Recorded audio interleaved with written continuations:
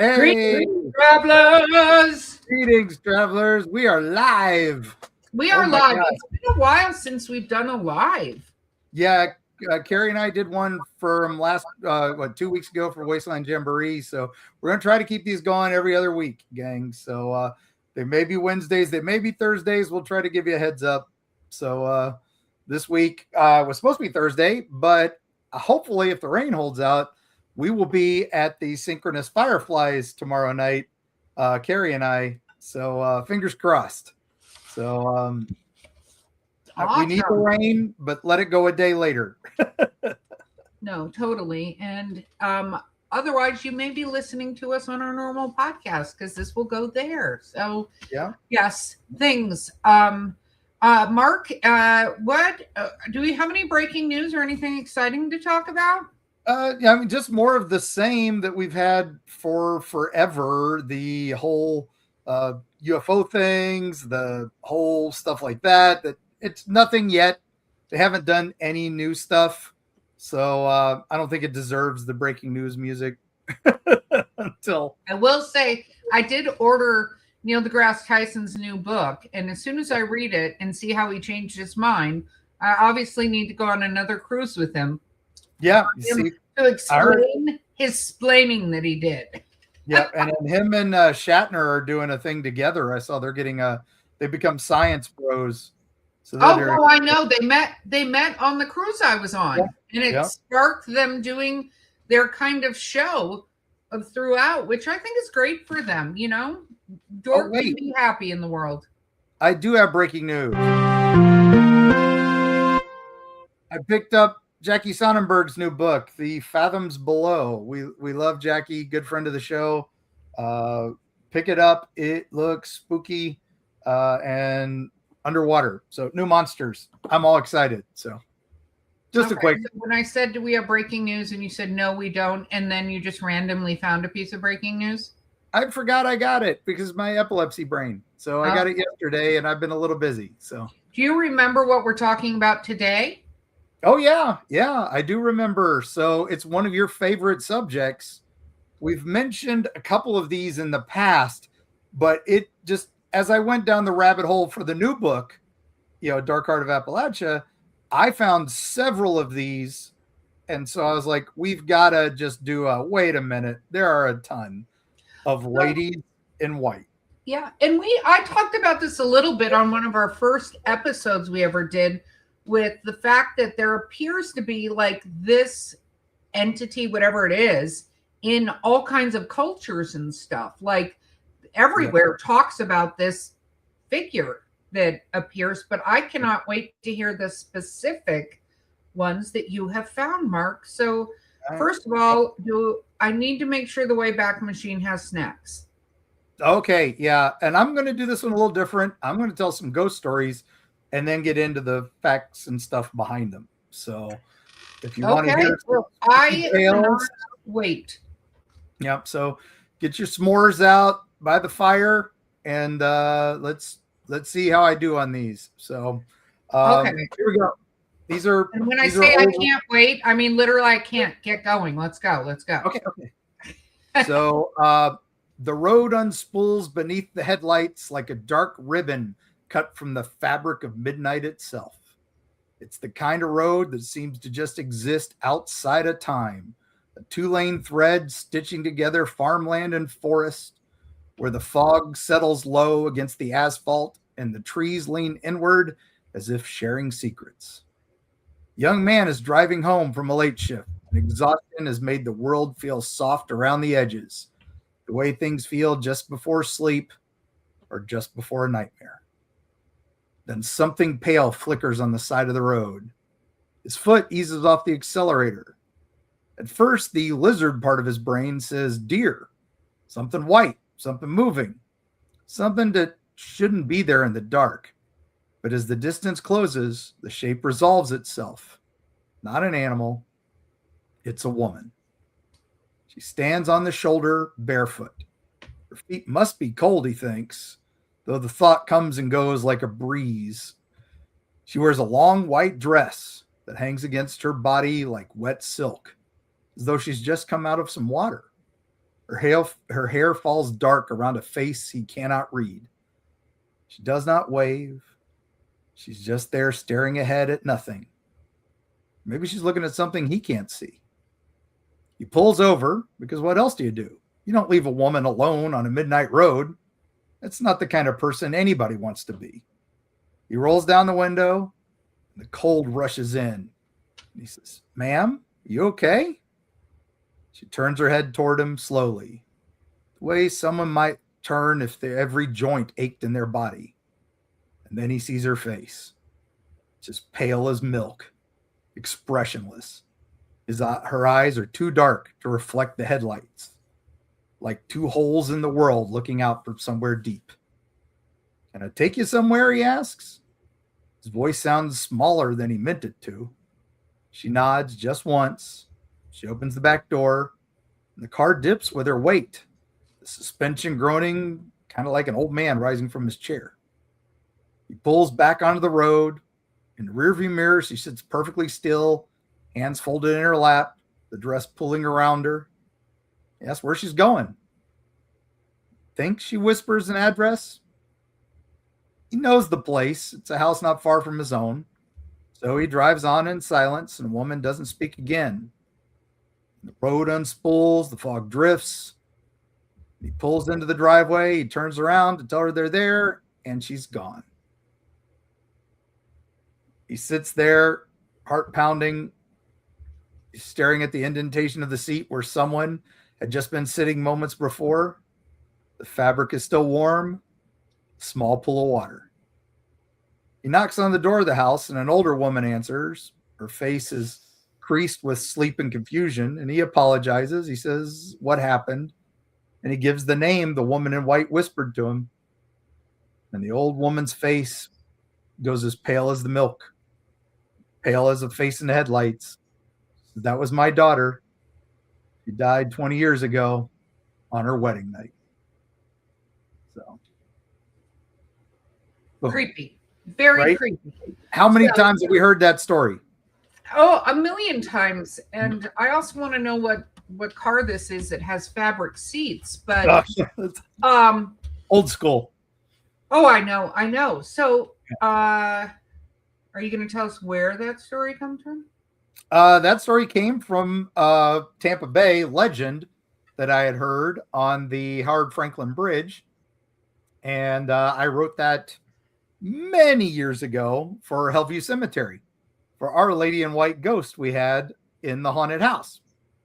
So it was a Mark Muncy original. Thank you. I modified it a little bit, bumped it up a little bit more modern, but minus the fabric seats, but I appreciate it. I forgot about that. I forgot that wasn't a thing anymore. I have fabric seats in my new car. I just got a new Eerie mobile, and it has some fabric seats in the back. It has some faux leather, but there's some fabric on it too. So okay. All right. So ladies in white, they're called many names over the world, but I mean, they're pretty much everywhere. Somebody knows a woman in white, the white lady, La Dama Blanca, Germany, Die Wiebe Frau. It's the lady in white. She's the most common ghost archetype in the world, I think. Maybe the Hat Man. I think she's one that floats through all the different cultures. Like, if you like that I got purple ink on my hand, it's very but I think she's one that you constantly hear about. So you hear the child ghost running and giggling and things like that, but a consistent description, I agree, has been the lady in white. Yeah, I mean, roadsides, old theaters, castles, forests, bridges, rivers, hotels, cemeteries, anywhere there's tragedy, there's a lady in white story. So yes. She's a bride, she's a mother, she's a lover betrayed, something like that. Because we recognize that. It's, even if we've never met anyone like that, we know that story. Even if you don't believe in ghosts, you might believe those stories.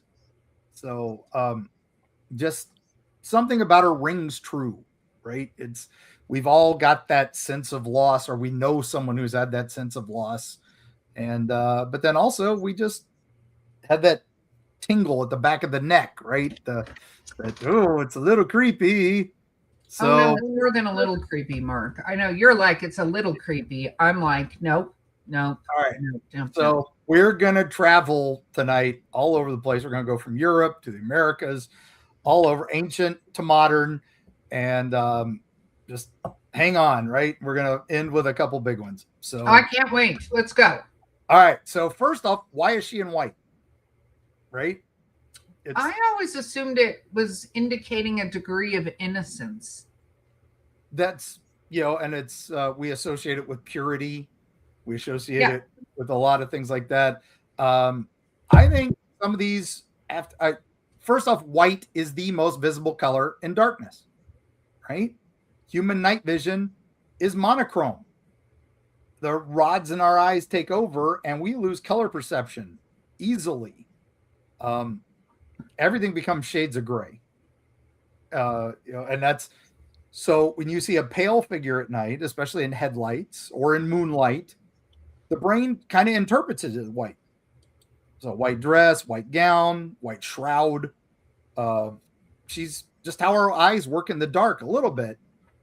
So could be a trick of the light many of the times. But all right, that's step one, right? That's my first. Step one is the science behind. Yeah, we gotta start the debunk first and get that out of the way. So we did that whole Mark, Bigfoot after episode. last episode, I know you are not making friends with the debunking. So I know, but I've got to bring out the science because that's the folklorist in me. We've got the reality, we've got the stories, then we find the unusual. That's what I love. So, all right. So, secondly, white, like we said, symbolizes everything that ghosts represent, no matter the culture. Weddings, funerals, death shrouds, bridal veils. It's, young children's baptisms and everything. It's beginnings, it's endings, and ghosts are something that missed one of the two. Yeah. Right? That's 90% of the time. So, okay. So that would make sense for ghosts. Yeah. No, absolutely. I agree. Okay. So third is this thing is ancient. Right? This goes way back. So I talked about the Wiedemann Frau that haunts German castles. Right? Brazil has that Dama Blanca. She's always in the misty lowlands. She's always weeping for her lost love. She's very banshee. But she's been around, documented since the 1500s. The Philippines, as the White Lady of Ballet Drive, she's common in taxis, been seen since the 30s. I love that. She always does that backseat trick in the taxis. Now, Canada has the Lady of Montmorency Falls. And she's one that famously threw herself into water in her wedding dress. We have that documented. And she's been seen since the 1920s. And, of course, the South is just full of them. We're going to get into some of those. But this is not a modern invention. Ancient Rome. And the lady at Boatyard Village. Yeah, we're going to get to her. And then the Victorian times a lot. But we have medieval sightings of them. And like I said, we have ancient Roman sightings of a house of Hades, where a woman in a white toga. Hey, that's the same thing. So, all right, let's go back to that. Okay, the White Lady of Montmorency Falls. I'm probably pronouncing that wrong. Sorry, Quebec. You guys have your weird French. I don't know what's wrong with you. Oh, be careful there. I do not agree with that. And the Canadians are super nice, so they're not going to say it. So I am. Their French is the same level of weirdness as everyone else's. Yeah, that's true. I mean, but I can make fun of them. What are they going to do to me? They're Canadian. Mark, stop it. Okay, continue.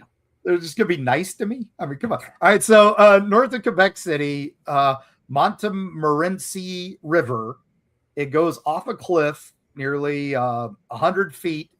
It's higher than Niagara Falls, and locals will tell you that with pride. So they are beautiful in the summer. When we went up there, it was beautiful, very thunderous. In winter, they freeze up, and it looks just gorgeous. But all right, so here's the story. 18th century, British and French fought over this land like wolves, and a young woman lived near the falls, and she was engaged to be married to a French soldier, and they were planning a spring wedding. She sewed her dress herself and made it as white as the winter falls, and white as snow, and her fiance died fighting the British. So she heard the news on Tuesday. She didn't speak for a week. And then she went to the edge of the falls in her white dress, stood there for a moment, and then just stepped out into the mist. So, of course, locals say she's still there. She comes out of the spray wearing her wedding dress, and her dark hair is plastered to her face. And she just seems she's been lost 2 centuries ago.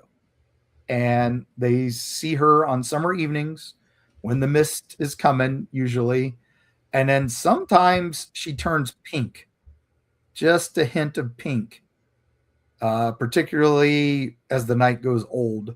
And others have heard her just crying with grief, so they hear her cries. And she is called the Lady of the Falls. And, I love that. Yeah. Yeah, kind of. Yeah, no, absolutely. So one of our listeners or watchers is saying, I hate to tell you, Mark, but the reason why we have certain rules about war crimes are because of Canadian soldiers. Oh, that's true. That's true. They can be. Yeah, they can be. Yeah, thanks, Jake. Yeah, they can be brutal when they have to be. So that's true. But I love that they've seen this, and it's a place our travelers could go and see something, and they might see a woman in white. If nothing else, it's a beautiful falls. It's bigger than Niagara, so or taller than Niagara. So, all right, Dama Branca. We're gonna go to Brazil. All right, so humid lowlands of Brazil, and right on the jungle, right next to the roads. And if you go there, it smells like wet earth. And of course, my allergies are killing me because it is nothing but blooms down there. Everything blooms down there. And okay, so Dama Branca. Now she appears near rivers. Okay. And near old colonial roads. And this is where, travelers move between cities on foot, horseback. She appears in the streets of small towns at midnight. And very important, she usually only appears on nights with a moon. So it's got to be at least a quarter or higher. So the story is she died violently. Her story varies. One time was in childbirth, and her body gave out as the child was born. Okay. One version is betrayal.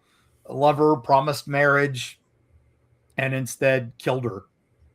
That seems a bit extreme. Yep. And then another version is that she was a murdered bride, that she was married, and then the husband just married her for her money and then murdered her that day. So that one's a little less likely, but okay. Yeah. Yep. So her story is usually she was just someone who loved someone who didn't love her back. That's how it pretty much goes. Yeah. And she is seen in a flowing white gown, and hers tends to glow. Well, if I was going to be a ghost, mine would glow and also sparkle. So throwing them out there. And again, she cries, and you can hear her for miles. And this is known to wake dogs and make them howl, and it wakes kids, makes them scream. And according to the stories there, she's always on the side of the road. She waits for somebody to stop. But with her stories, those who stop are never seen again. How do they know that, though? Because they don't. That's the theory, is these missing people were taken by her. So she's supposedly a boogeyman, basically. She sounds like they made her into a boogeyman. Well, what she does is she only appears to men who have wronged women, men who carry guilt. So she looks in their faces, she judges them, and then finishes them off. That's the so story. if you think your male spouse has been unfaithful, I suggest a trip to Brazil. Yeah. We're going to go on a drive right next to the jungle on this dirt road. Have fun. It's romantic. It's very romantic. I guess Yeah, that's one way to find out. Yeah, there are a couple of the stories that, she spared the innocent. But there are some stories that she doesn't care. She'll just take you out. So, yeah, she's, again, could be a mix of every woman who died before her time, in Brazil. That's a theory. Well, you know what? Okay, so I have a thought that goes along with this one. Is, the more and more you talk about energy or residual energy and things like that, right? Is you end up thinking about the fact that, like, we talk about the stone tapes, that is usually some emotional situation that is occurring, usually, right? Like the repeat of some event, and you just go, okay, well, are some of these entities created by that emotion, almost like the topas we talk about? Is that they're kind of brought into existence, and what it is that causes them to go together, where you know what I mean, all that stuff. It's just, you got to kind of wonder, like, is this a mushing of an emotional wavelength, right? Because the other people are like, they lost someone they loved, and that's why. Loss. I was wronged. Yeah. These, I think it's just fascinating, because if you think about, could this stuff just be something that attracts a certain level of energy and it presents itself in a way? Because what's interesting to me is, we talked the other day about true crime and witnesses telling stories about what things are, right? So to have witnesses describe them, though, in the same way, it's interesting, because that changes the whole dynamics, because normally they wouldn't be able to do that. Yeah, they wouldn't match up. Exactly. So are they actually visually seeing it, or a perception thing where it's got a different kind of imprint, if that makes sense, on some part of you that can relay it that way? Anyway, got very metaphysical there in my conversation. That's all good. That's what we do. Yeah, here's a comment from Jake. As I also think there is a South American lady in white story about a woman who drowned her kids or something like that. I could be mixing stories up. That we've heard baby minders and things like that all over as well. So yeah, that's, again, another stereotype. We'll get into them another day, the baby killers. Yeah, that'll be a great title. Yeah, so let's not have that be the title, and maybe call them family annihilators. Anyway. Yeah. All right. Okay. All right. Ready? One more before the break here. And this is going to be the White Lady of Balete Drive. And this is in Quezon City, the Philippines. Ooh, so, okay. Balete Drive. It's part Manila, and which is a city of 14 million people. And everybody drives the little tricycles, the jeepneys, and there's always neon signs and smoke from fires. It smells wonderful when you go there. It is all wonderful cooking. And so this place was a little different. It was a baliot tree, just kind of a banyan, sacred and feared in Filipino folklore, and that gave this tree its name. But the tree is gone. Okay. Tree is gone. So now she is a hitchhiker ghost. She appears most often to taxi drivers late hours. Basically, when the city's kind of gone quiet, she stands on the side of the road. It's a young woman in a long white dress. Again, the dark hair hiding her face. And she just raises the hand, and the taxi stops, and she climbs into the back seat. And again, car feels the weight, and he feels the temperature drop. That's the key. The hairs on his arm start rising, and he looks in the back, she's there, just hands folded in her lap. And where to? And then he suddenly he starts driving. Doesn't hear her talk, does not know where he's going, but just that he has to keep moving. And when he gets the courage to look back in the mirror, she's gone. And then he realized that door never opened, the car never stopped, so she just somehow disappeared. So he finds the wet spot on the back seat, as if she'd been sitting there in a wet dress. Sometimes they find nothing, and sometimes they find out they've been driving for hours or miles in the wrong directions. Wow. And they don't even know where they're at sometimes, and they have to call in and say, I don't know where I'm at. Can you figure this out? And remember, they don't have a lot of GPS there and stuff, just starting to get that there. So, of course, the story is she's a lady who was killed in a car accident and perhaps murdered.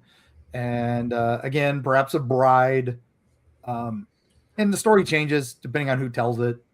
But those sightings do not change. Only taxi drivers, only late at night, only on that street. And so taxi drivers avoid that street after midnight. It is no longer a place where drivers will pick you up on those nights, unless you get like an Uber or something. Well, I mean, even an Uber would be interesting. But what's fascinating about stuff like this is I wonder how much of this is almost a game of telephone when it comes to having to generate a story to explain what just happened.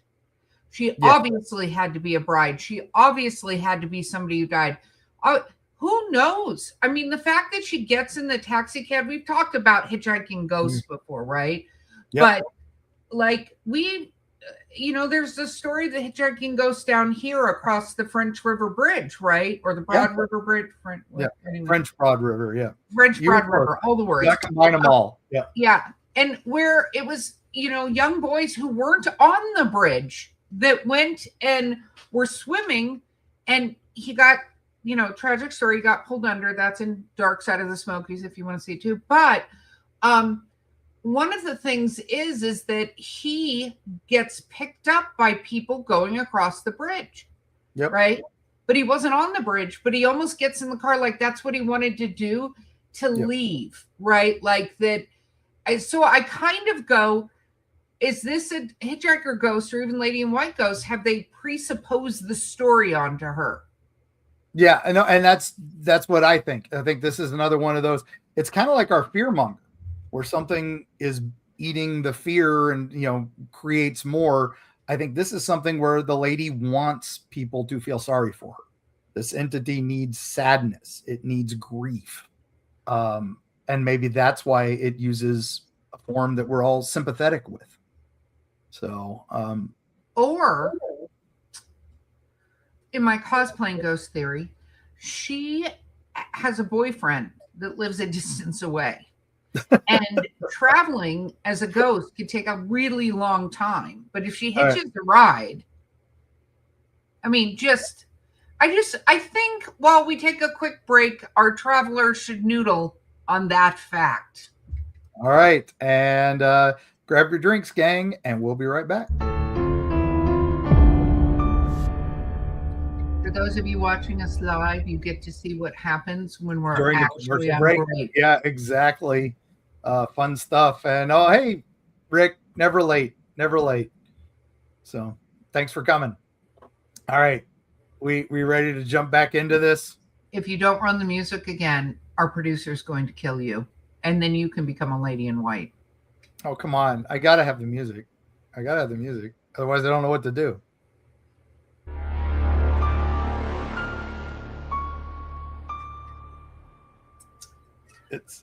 You know what, Mark?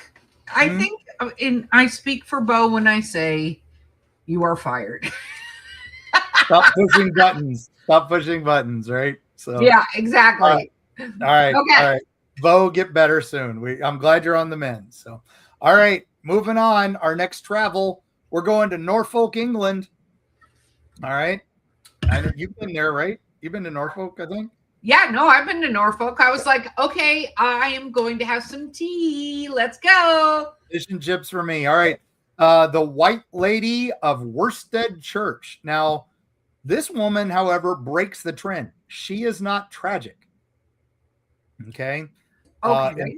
This is in the village of Worstead in Norfolk, where, it's beautiful, green countryside, quiet. And the church tower there has stood for almost 1,000 years. It's so close. I think it's like 1,000 next year. And there is a lady in white who comes at Christmas. She appears on Christmas Eve, and she walks through the churchyard in a white gown, and she's happy. She is pleased, and she's offering her hands like a blessing to everyone as she walks. She's not crying. She's not searching for a lost lover or missing child. She's just there and wants to bless everybody.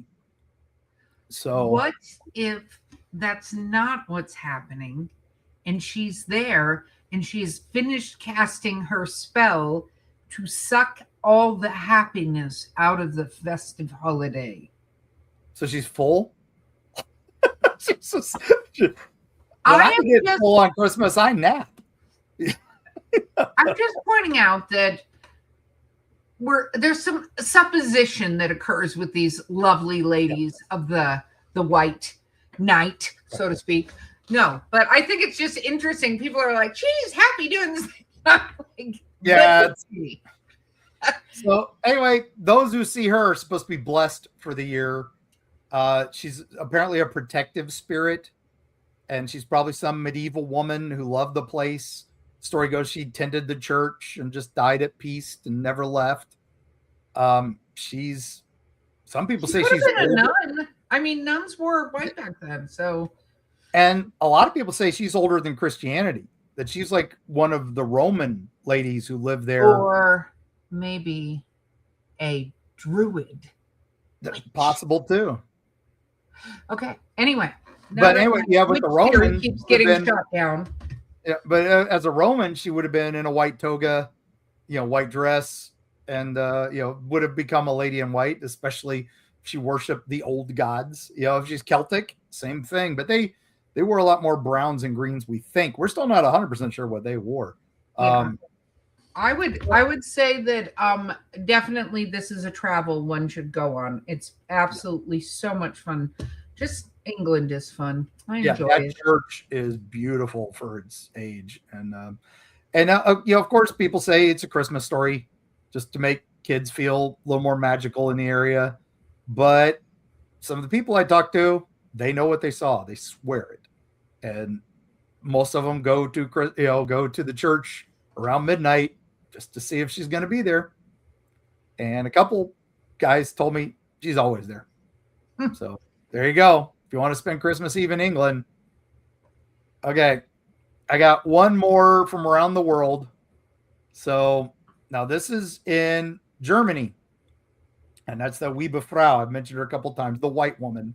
And she haunts the noble families of Europe. She's said to appear just before a death in any family.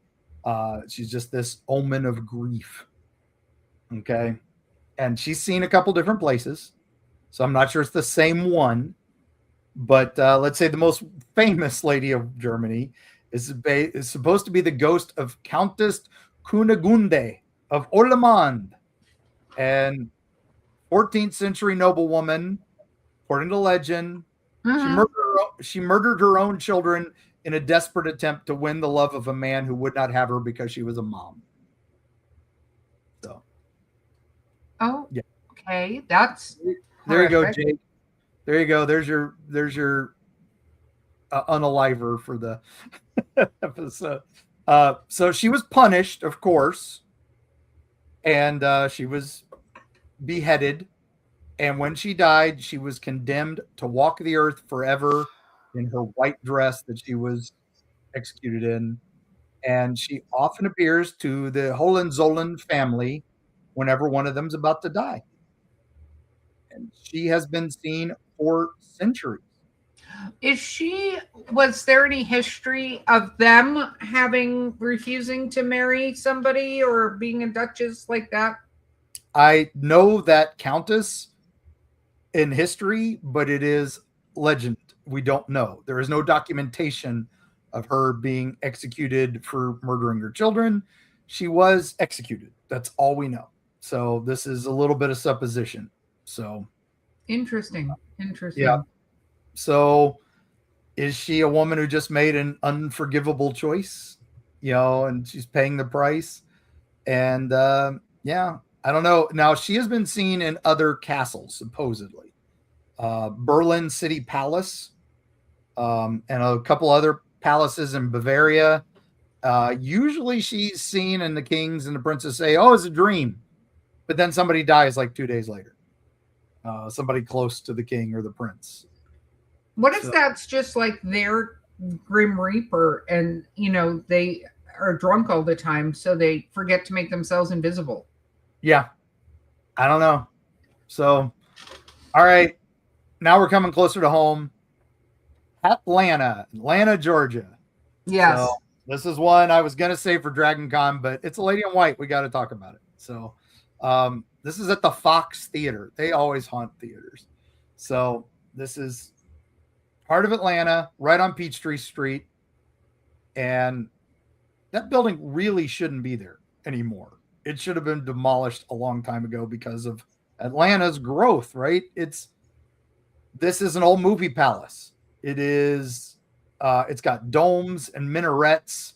It's got arched windows that just completely go against the Southern tradition. That is not like how you'd build a Southern city, but it's cool. It's cool looking. Not in Atlanta. So it was built in the 1920s.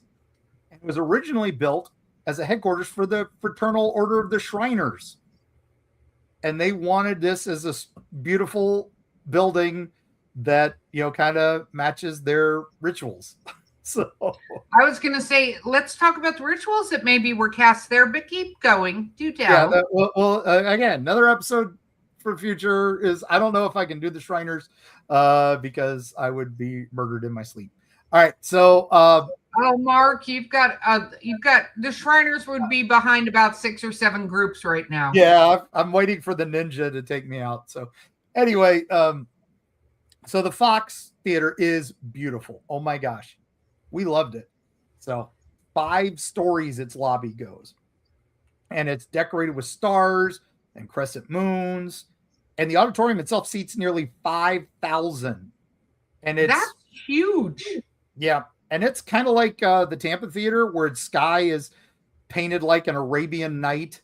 And it even has, they even run a projector that drifts clouds across it. And it's got a Moliere organ with over 3,000 pipes, and it rises up from the floor on a hydraulic. And the man who plays it wears a turban, just like the original guys way back in 1929.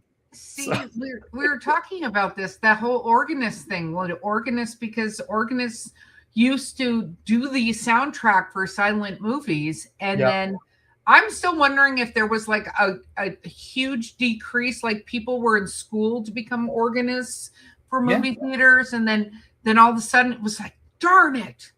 Well, then they become church organists, and if you see the movie Carnival of Souls, she's a church organist. But yeah, it was the thing. And then we write about one in our new book that was being built as a silent theater. They put in the pipes. They never installed the organ because talkies came out, and it never went that way. But the pipes are still there. That's in Ashland, Kentucky. We'll learn more about that in Dark Heart of Appalachia. Pre-order soon. All right. So, but the Fox is, of course, haunted. This is not speculation. This isn't rumor. Every member of the staff will tell you. Performers will tell you. Security guards will tell you. There are many, many ghosts in the Fox. But one stands out. Guess what she is? A lady in white. A lady in white. So people have seen her on the upper balcony. Yes, other people have said it. The grand balcony where the seats are red velvet. She's again there standing perfectly still. And she's waiting for a show, But maybe she's waiting for a guest, somebody else who was supposed to join her. So, and then she has been seen walking through the mezzanine late at night, usually during night cleanings, and the theater is empty, and you just hear that HVAC system go, and then they're like, see her and go, oh, what is this? She, again, white gown, and it trails behind her. Some people say it's like mist behind her. So not a trail. I'm adding that. I want my dress to glow, be sparkly, and I want a train that looks like dress, but then is misty. Okay. Yeah. Somebody make this happen. Okay. So now performers have said they've seen her in the wings, just as pale figure, just out of the light, in the darkness. And a couple stage managers said that they felt this cold presence when they were up at the soundboard, and they turned around and just saw the glimpse of white smoke going away. And now the ushers have said that they've seen her just sitting in a row of empty chairs. And they're like, ma'am, who are you? And then she's just gone instantly. So again, some people say she was a patron who died during a show, a heart attack, a fall. Some people said there was a wedding there and she was the bride who never made it to her wedding, died somewhere on Peachtree Street on the way there.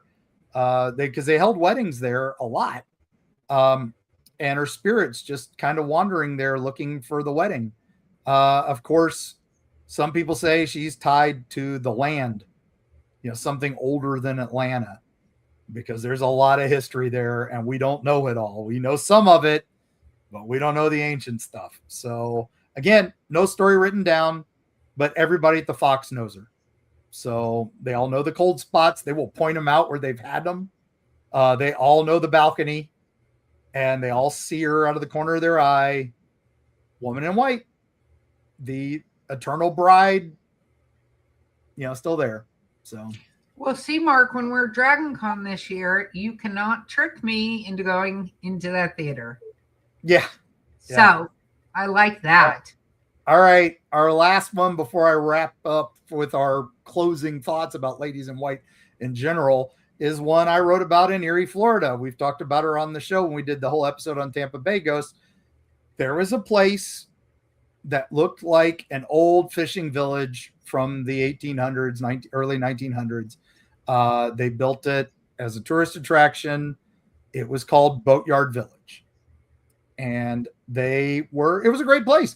They had an amazing restaurant called the 94th Aero Squadron. And you could actually sit there and listen to radio broadcasts from the tower for the Clearwater Airport, right there, the St. Pete Clearwater Airport. Can you imagine that now? That's not going to happen now. But, but that was fun. It was, World War II themed, all that. They had a lot of fun, quirky shops.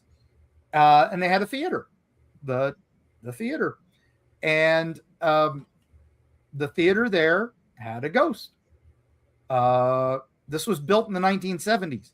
Yeah, there's no record of any bad things happening there until much later when there was a fire and some other things, but nobody ever got hurt. It was abandoned at that point. They were trying to rebuild it. It burned down. It didn't happen. The rebuild didn't happen. It was already a dead tourist area anyway. People actually went to Clearwater Beach, which was right on the ocean and a much better. Absolutely. All right. So Boatyard Village, this ghost, this lady in white, looked Victorian. Everybody said she looked Victorian, and she had a parasol, like a classic Victorian parasol. So some people said, oh, she's a ghost of some production here. They never did anything with a Victorian theme. This was like a kind of like an old theater where old TV celebrities used to go when they couldn't get another job. There was that, and then there was the Gateway Mall dinner theater. Yeah, I was going to say Death of a Salesman. Yeah, exactly. South Pacific, things like that. Oklahoma. And, the odd couple rushing down the plain. Yeah, okay. A lot of Simon and and then a lot of anyway, yeah. Wow. Sorry. We have Mark late at night trying to remember Broadway names. Moving on to the ghost. Neil Simon. That's the word I was trying to remember. Neil Simon. So, anyway, that was what was going on there. So where did this woman come from? Now, she famously would appear during shows on stage. And people go, what the hell is this? They were doing I think it was South Pacific. She walks across the stage and they're like, what is this Victorian woman with a parasol walking stage front and just walks across the stage mid-song, and like they were singing Bally High, and what the hell, Well, she could be. Now, hear me out. We always hear theaters are haunted. Yeah. Which is very true. But I am kind of wondering, maybe she was an actress that wanted a role in something like, I don't know, Mary Poppins, who knows?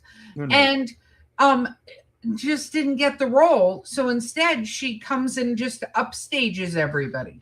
And one of my favorite people was the guy who played Major Healy on I Dream of Jeannie. Again, name escapes me for the moment. He was.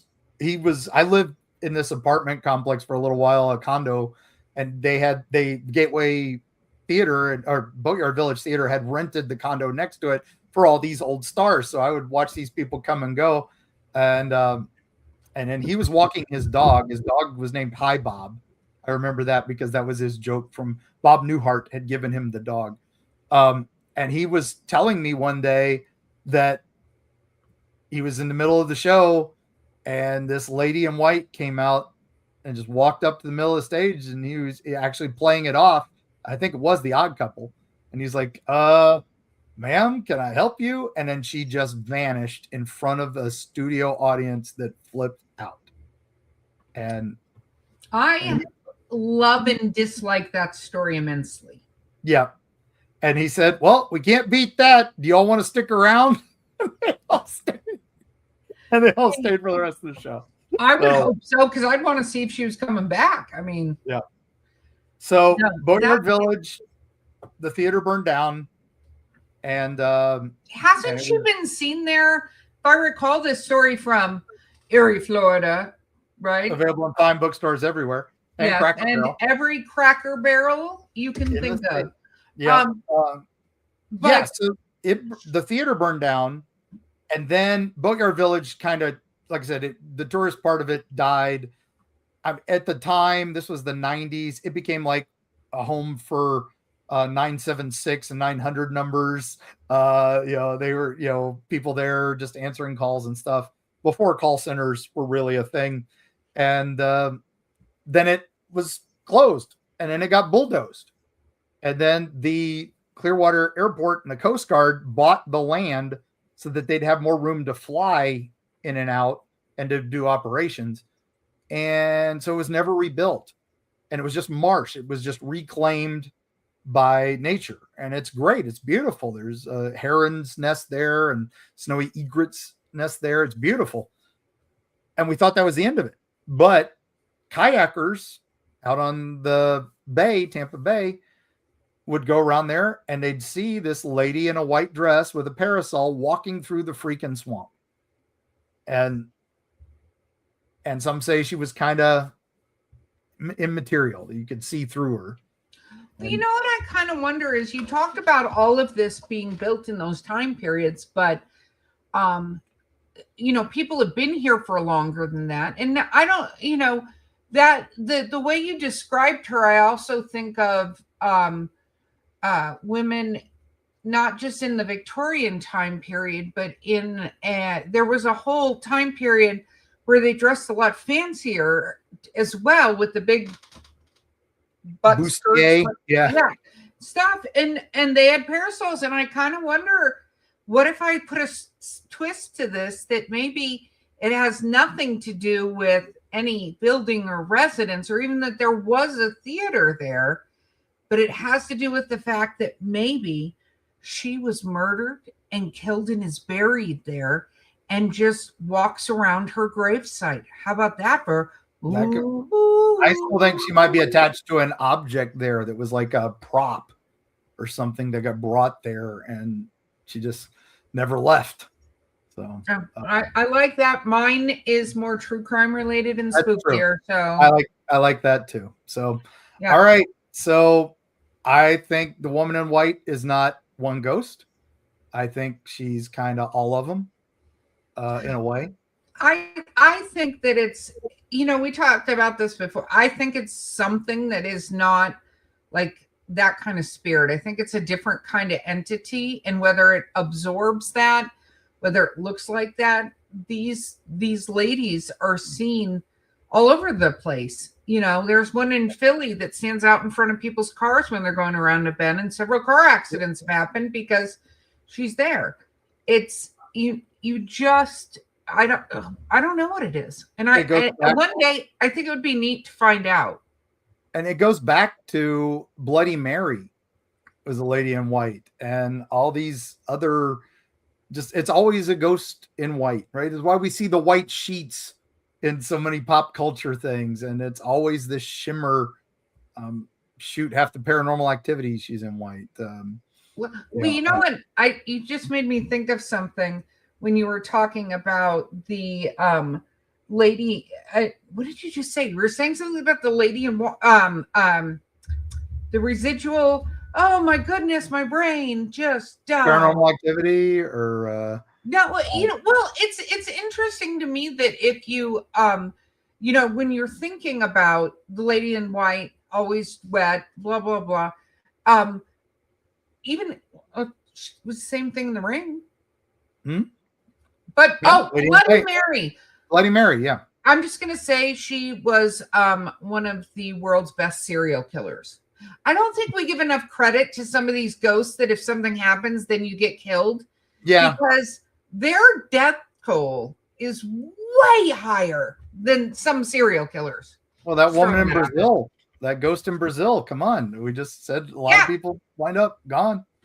And you combine two of my favorite topics, Mark, which is the vengeance ghost and the lady in white. Yep.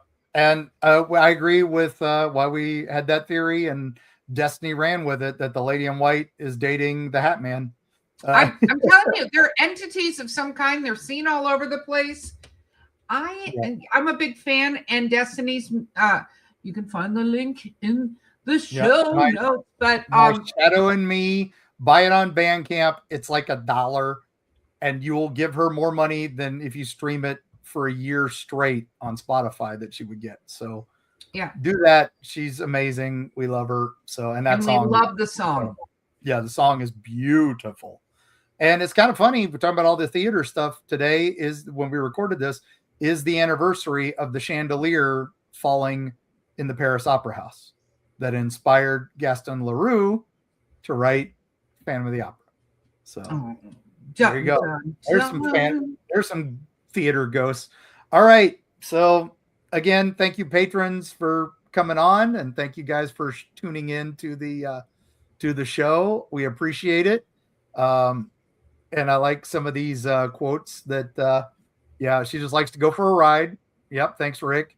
And then I was gonna say maybe she likes stealing a Taurus. Yeah, thanks, Jake. And filling up the tourists with a curse is great. And then I think we caught up with everybody. And Destiny's music is great. Yes. Romeo, my dog, sings to the Eerie Travels theme. That's great, Jake. I had a dog that used to bark to the Empire Strikes Back Imperial March theme, and that was always fun. So hey, right. Mark, shiny objects happening. Yeah, I can't help it. I had to push a few buttons by the end. All right. So thank you, patrons. Thank you, listeners. Thank you guys who showed up for this YouTube live. We're going to do it again in 2 weeks. It'll probably be a Wednesday or Thursday around 7:30. I hope you join us. We'll try to promote it more in the first earlier instead of. We might have Beau do it instead of Mark. Yep, probably better. So, ladies in white, she's the figure in the mist. She's the movement out of the corner of your eye when we turn. She's a story about heartbreak, of love gone wrong and promises broken, and lives cut tragically short. I mean, she's the memory of every woman who died too young, tragically or violently. She's the bride who never walked down the aisle, the mother who never got to hold her child, and the lover who waited. And she's just an echo of grief that just lingers wherever. And she's not just a ghost. She'll always be with us. So on the roadside, in the theater, or in the mist, and the lights go out, and the house is quiet, you see that white shape in the corner, it's okay to turn on the light and look and make sure it's not just a pile of laundry. And we'll see you on the other side.